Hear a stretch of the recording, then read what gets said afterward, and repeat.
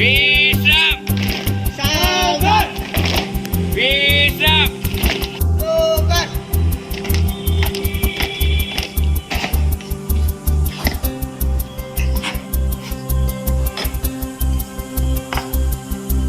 ડાયે મોર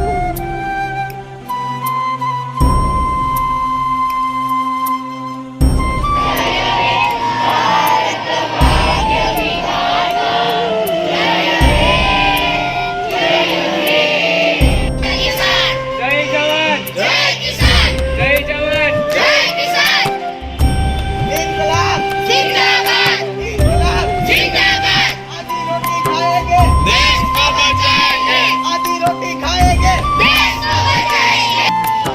અને આજે પણ તમે એક ભારતના શ્રેષ્ઠ નાગરિક તરીકે તમે સ્કૂલે આવ્યા અને આ ધ્વજવંદનમાં તમે સાથે તમે ધ્વજવંદન કર્યું એ પણ ખૂબ આનંદ છે.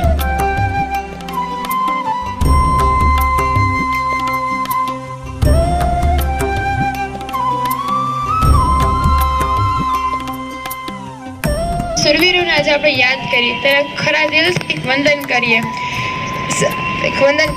આજે જ્યારે યુવા કોલેજીઓને પૂછવામાં આવે ને કે આજનો સૌથી વધારે આગળ પડતો દેશ કયો છે ત્યારે તેઓ કહે કે લંડન, યુરોપ, અમેરિકા વગેરે.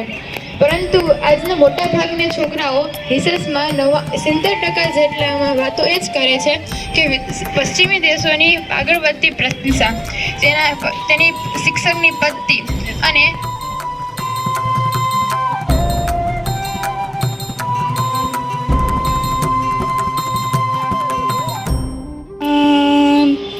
एक हमारी खो हे जन्मभूमि भारत हे कर्मभूमि भारत हे जन्मभूमि भारत हे कर्मभूमि भारत हे वंदनीय भारत अभिनंदनीय भारत अभिनंदनीय भारत. જો એટલું જ સતત કર્યા રાખો ને રહ્યો ને તો રોજ તમારા પુણ્ય થાય અને રોજ તમને શાબાશી મળે. અને પુણ્યને છે ને હંમેશા પુણ્ય તમે કરો ને એવું તમને એનું ફળ મળે, ખૂબ સારું ફળ મળે. કેટલાય વિદ્યાર્થી આમાં એવા હશે કે શેરીમાં એમના મમ્મી આડોશી પાડોશી બેઠા હોય ત્યારે કોઈકના મમ્મી અથવા તો તમારા મમ્મી એ કોઈકના વખાણ કરતા હોય કે આ શેરીમાં 20 થી 25 દીકરાઓ દીકરીઓ રહે છે, પણ આ દીકરા દીકરી જેટલી સમજણ કોઈની નથી. કેમ કે અત્યાર સુધીમાં એને ખીજાવાનું કે મારવાનું કે મોટા અવાજે એના મમ્મી પપ્પાએ કીધું હોય કે આડોશી પાડોશી એને કેવું પડ્યું એવું બન્યું જ નથી. તો આ શું કહેવાય? આ તમારી પૂજા થઈ કહેવાય. આપણે ભગવાન કે માતાજીને આરતીથી પૂજા કરીને એમ આપણે એવું ભગવાન કે માતાજી નથી કે આપણને દીવો પ્રગટાવે ને પછી આરતી કરે. કોક આપણું વિશે સારા શબ્દો બોલે ને એ આરતી જ ગણાય અને એ તમારું પ્રોત્સાહન જ ગણાય. હંમેશા સતત જાગૃત રહ્યો, હંમેશા સતત વાણી વર્તન અને વ્યવહારથી એટલું સરસ તમે કાર્ય કરો કે એક દિવસ સાંજે તમારે પેજ ભરવાનું થાય ને કે આજે મારે છે ને બેસીને મારે ચિંતન કરવું છે કે સવારથી સાંજ સુધીમાં એક બાજુ પુણ્ય લખું ને એક બાજુ મારાથી ભૂલથી પાપ થયું હોય ને તો લખું, તો પુણ્યના હાથ પેજ ભરાવા જોઈએ અને પાપમાં વિચાર કરવો પડે કે હારું કઈક થયું છે કે નહીં. આવું વર્તન વાણી ને વ્યવહાર રાખશો ને તો એક દિવસ છે ને બધાને તમારી જરૂર પડશે, એકો એક વ્યક્તિને તમારી જરૂર પડશે. કોકને પ્રસંગ કરવો હોય ને તોય એમ કહેવા જોઈએ કે આ વ્યક્તિ ન હોય ને તો મારે પ્રસંગ નથી કરવો. સગાવાલા જ્યારે કઈક સારું કામ થતું હોય ને ત્યારે એમ કે આ દીકરો દીકરી ન હોય ને, ખાલી પ્રસંગનો ખાલીપો લાગે છે, મજા નથી આવતી. આ તમારામાં થવું જોઈએ અને એ અંદરથી થશે. આ હું આટલી રાડો પાડું છું, હું પ્રેમથી તમને સમજાવું છું, એનાથી કઈ બદલાવ નહીં લે. બદલાવ ત્યારે આવશે ત્યારે તમારા માતા પિતા તરીકે તમને એને લાગણી થશે. અમને ગુરુજનો પ્રત્યે તમારી જો લાગણી થશે ને તો આ 110% બદલાવ આવશે. બાકી કોઈ મારી ખીજાઈને આ બદલાવ લાવવો એ બહુ જ અશક્ય છે. એટલા માટે જ ઘણા સમયથી અમે બધાએ ખીજાવાનું મારવાનું સાવ ઓછું કરી નાખ્યું છે. કોક બહુ જ જેને કહેવાય કે પ્રેમની ભાષા ન સમજે, આત્મીયતાની સાવ ભાષા છોડી દે, ત્યારે 10 વખત સમજાવ્યા પછી એવો પ્રયત્ન હોય કે કઈક આપણે ખીજાય. અને એમાંથી ઘણા બધા પરિવર્તનો આવ્યા. જેમ કે વિદ્યાર્થીઓને સવારમાં ભાઈઓને આપણે જય શ્રી રામ ભેટીને હું કહું છું ત્યારે ઘણા બધા ભાઈઓમાં ખૂબ પરિવર્તન આવ્યું છે. 9મા ધોરણનો એક દીકરો નથી પણ મારે આજે એને યાદ કરવો હતો, પણ આજે નથી આવ્યો. બરોબર, એ દીકરાએ ગઈકાલે એવો બદલાવ લાવ્યો કે એની વાત જવા દો. 2 દિવસ પહેલા જ એના ફાધરને બોલાવ્યા તમે કે આ ખરાબ શબ્દો બોલે છે એનું ધ્યાન રાખો. બરોબર, એના પપ્પા કે સાહેબ આને પાડી દો. મેં કીધું નહીં, આપણે એને સમજાવવાના છે. અમે 20 મિનિટ કાઢી એમ કે બેટા સારું ન કહેવાય, તારા માતા પિતા આવા તને સંસ્કાર નથી આપ્યા, શાળાએ આ સંસ્કાર નથી આપ્યા, તું સમજ કે તું કોણ છો. અને મેં એને એના પપ્પાને કીધું ઈ જો આ યાદ કરે ને કે કોણ છે, માતા પિતા કોણ છે, કઈ શાળામાં ભણે છે, ગુરુજનો કેવા છે ને શું, તો ભૂલ નથી કરતો પણ આ ભૂલાઈ જાય છે અને એનો સ્વભાવમાં ઉગ્રતા આવી જાય છે. મેં કીધું બેટા સાચી વાત છે? તો કે હા, એ રડવા માંડ્યો. મેં કીધું બેટા તો આ સ્વભાવ સુધાર અને પેલા જે કઈ કર ને ત્યારે આ યાદ કર કે હું કોણ છું. અને ઈ વિદ્યાર્થીએ નિયમ એવો લીધો છે, મને તો પૂરેપૂરો નિયમની નથી ખબર, પણ આમાં બીજા વિદ્યાર્થીઓને 9મા વાળાને ખબર છે કે મારાથી ખરાબ શબ્દ બોલે ને એટલે મને પાડી દેજો. કઈક એવો નિયમ લીધેલો છે 9મા ધોરણ વાળા છોકરા. શું નિયમ લેવાનો? નામ ન બોલતા. નિયમ શું લેવાનો છે? કઈક એવો નિયમ લેવાનો છે કે 2 ઝીકી દેજો મને, મારાથી આ બોલાય. આ તમે જ્યારે જાતને સુધારવા માટે પોતે જ નક્કી કરો ને ત્યારે જ તમે શ્રેષ્ઠ અને આદર્શ ભારતના નાગરિક બનો છો. આવું વર્તન, વાણી, વ્યવહારથી પરિવર્તન લાવવું છે. નકરા ઉપદેશો નહીં. બોલતા તો બધાયને આવડે. રોજ હું એક પ્રયત્ન કરું કે મારામાં કઈક સુધારો આવે, મારા સ્વભાવમાં સુધારો આવે, મારા વ્યક્તિત્વમાં સુધારો આવે, જેથી કરીને મારામાંથી વિદ્યાર્થી શીખે.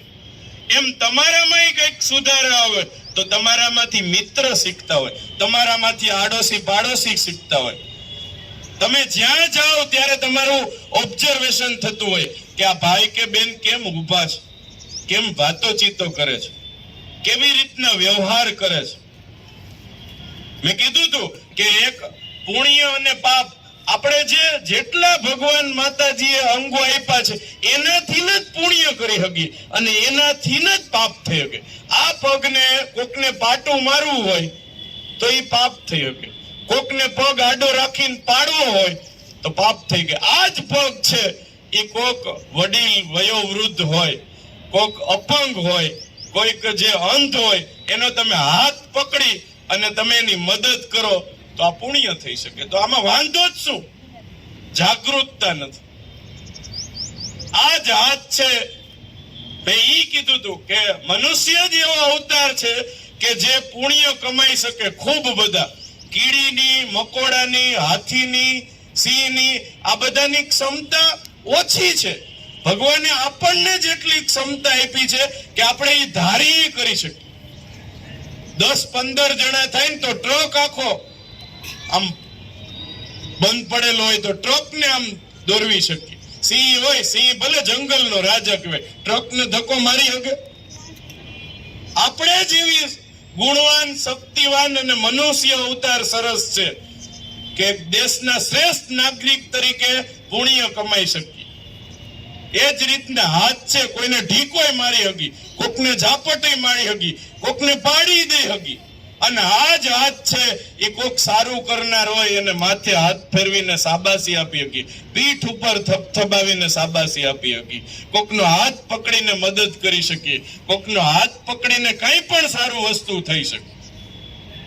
પણ જાગૃતતા નથી. હર હંમેશ જો ઊભા હોય, બેઠા હોય, ક્યાં છીએ, કી છે, શું કરવાનું છે, આપણા માતા પિતા કોણ છે, આપણી સંસ્થા કોણ છે, આપણા ગુરુજનો કોણ છે અને આપણને શું શીખડાવે.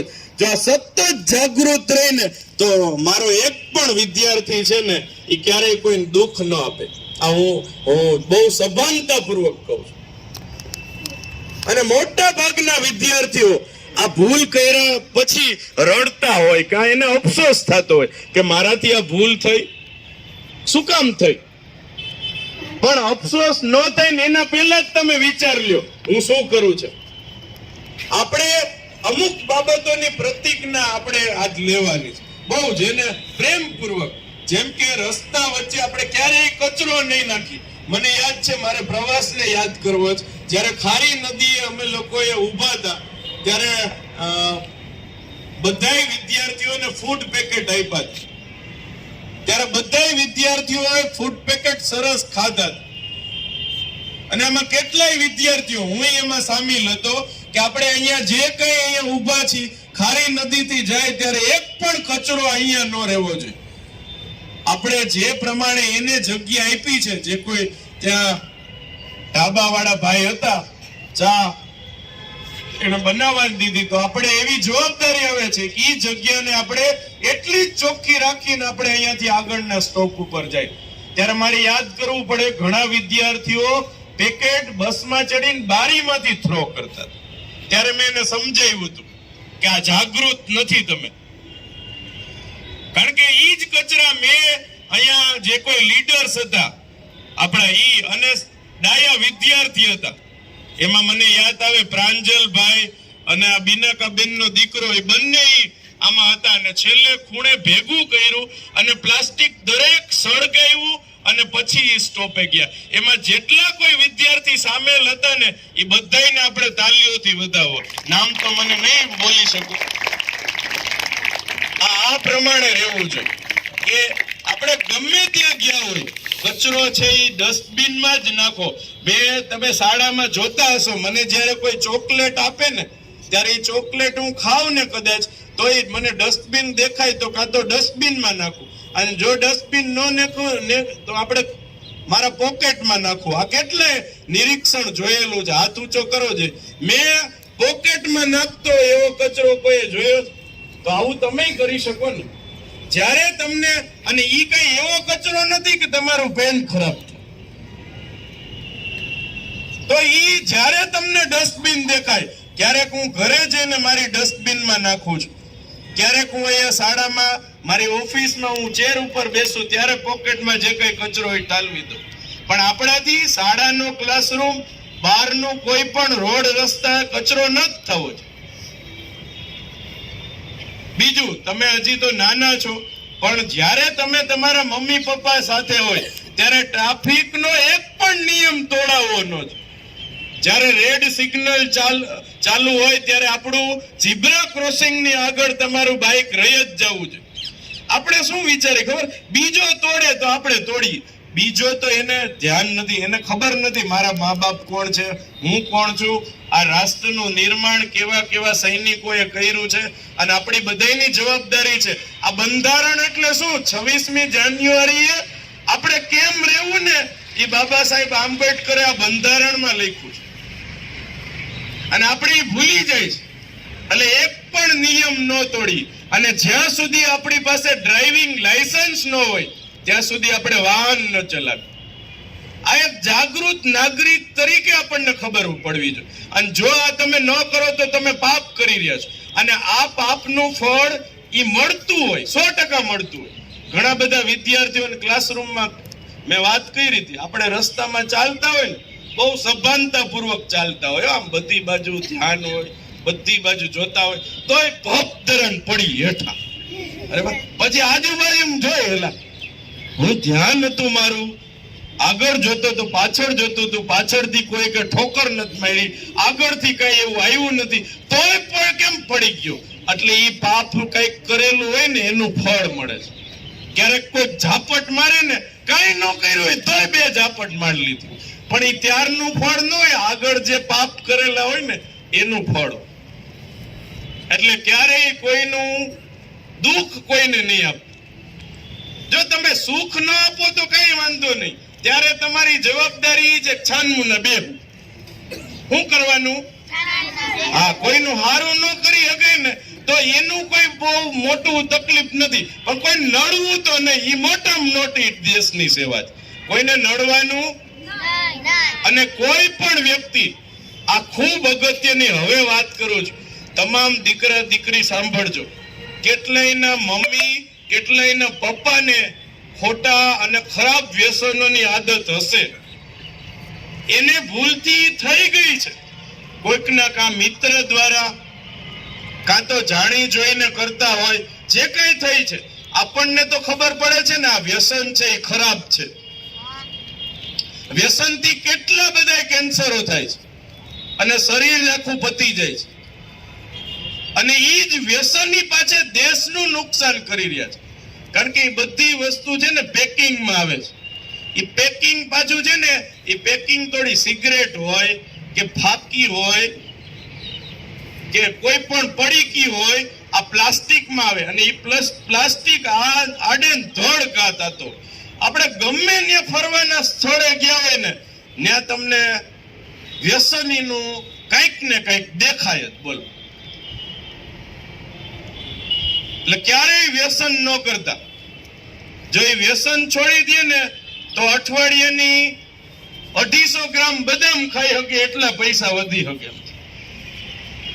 સારી રીતના સારી હોટલમાં, 5 સ્ટાર હોટલમાં એક વખત જમવા જઈ શકે વ્યક્તિ, એટલો ખર્ચો થાય છે. એક ફાકી હું તમને કહું 7 થી 10 રૂપિયાની આવતી હોય, એવી રોજની 5 ફાકી ખાતા હોય, બરોબર, અઠવાડિયે 300 થી 500 રૂપિયાનો ખર્ચ છે. ઈ જ ખર્ચ પેટે તમે 5 સ્ટાર હોટલમાં તમે ખાઈ શકો. બોલો, કોઈને આ કલ્પના જ નથી થતી.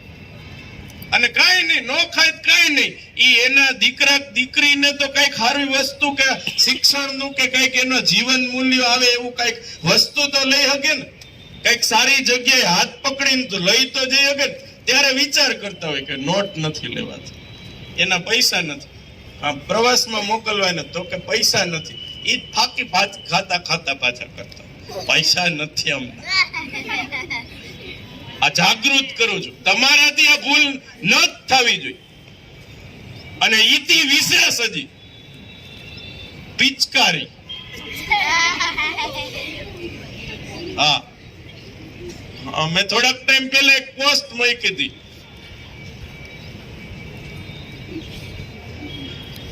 ઓલો કોબરાની, કે આ સાપ કેટલાય બધા, એ ઘણા સાપ છે ને આમ દાંતેથી પિચકારી મારે ઝેરની, બરાબર. એમ આપણો ઇન્ડિયન કોબરા છે ને ઈ હોઠેથી પિચકારી, અને ઈ નુકસાન કરે ને એવું તો એ કોઈ નુકસાન ન કરે, આખા રોડની પથારી ફેરવી નાખે. અને મેં એવા વ્યક્તિ જોયા છે કે, અને હું એનો ભાગીદાર નસીબદાર રહીશું, તો એવા નસીબ લઈને હું નીકળું. આગળ બાઇક જતું હોય અને કોકડો મોટેથી પિચકારી મારે, પાછળ હું તો વ્હાઈટ શર્ટ જ પહેરું, આ ટપકા ટપકા થઈ ગયું. એટલે પાછા તો ઈ પ્રામાણિક કેવા ઉભા રહે, સોરી હો, પણ નકટા બેશરમ, તારે તો આવું કરાય જ નહીં ને.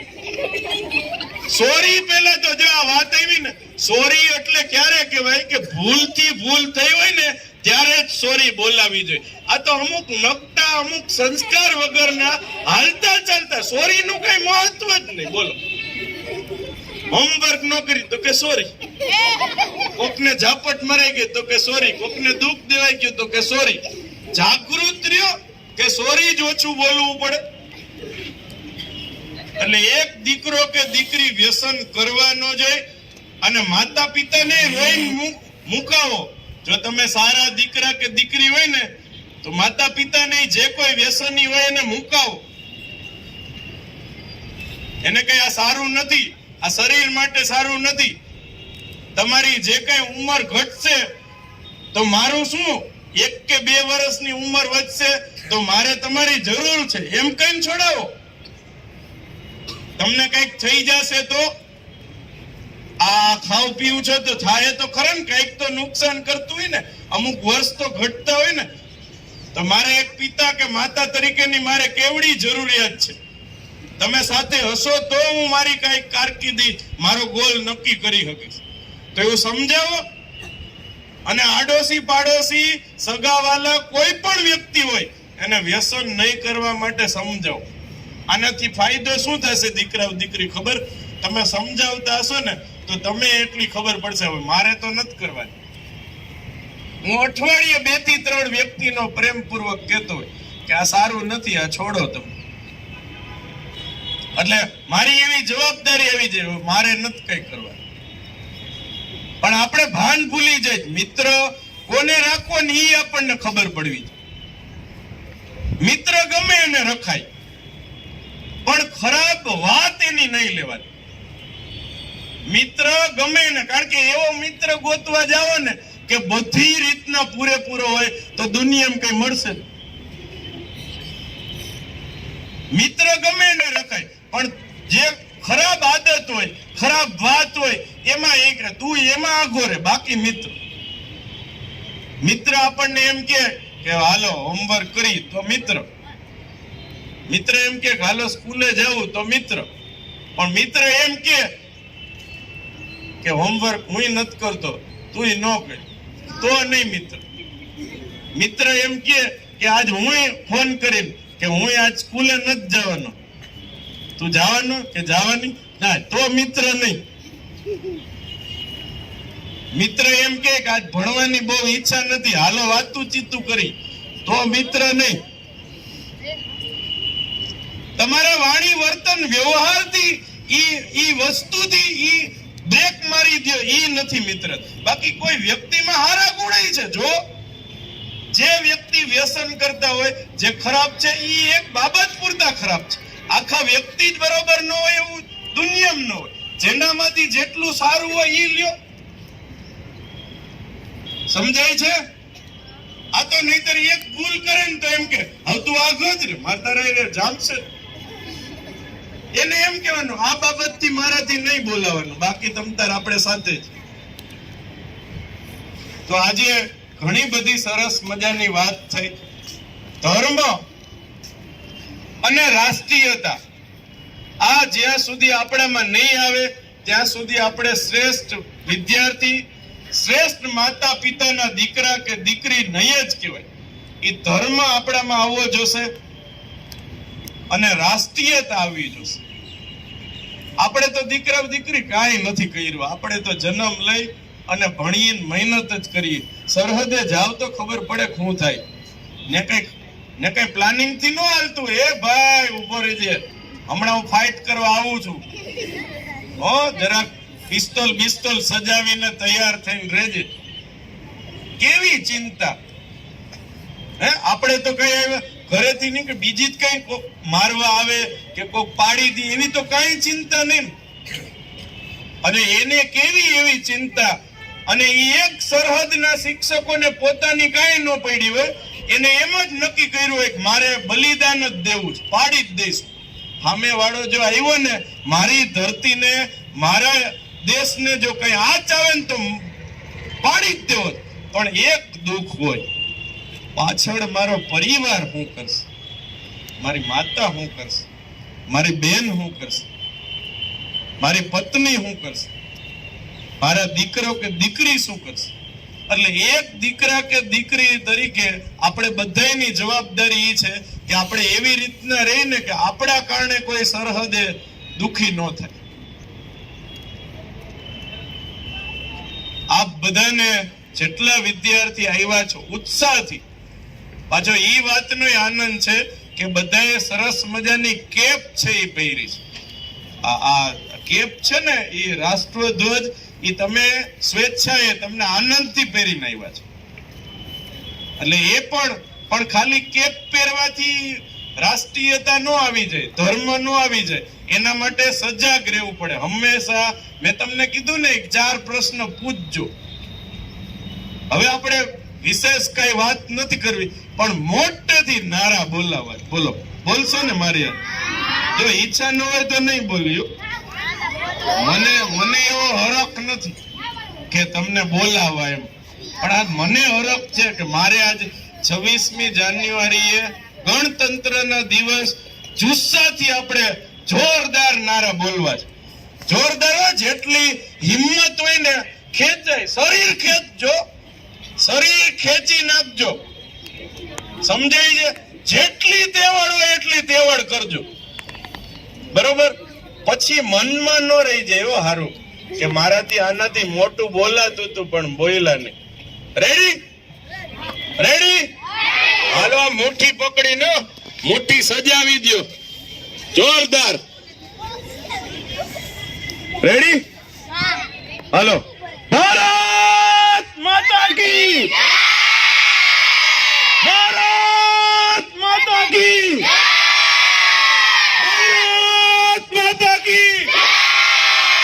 વંદે વંદે વંદે વંદે. આભાર બધાનો, ખૂબ ખૂબ આભાર.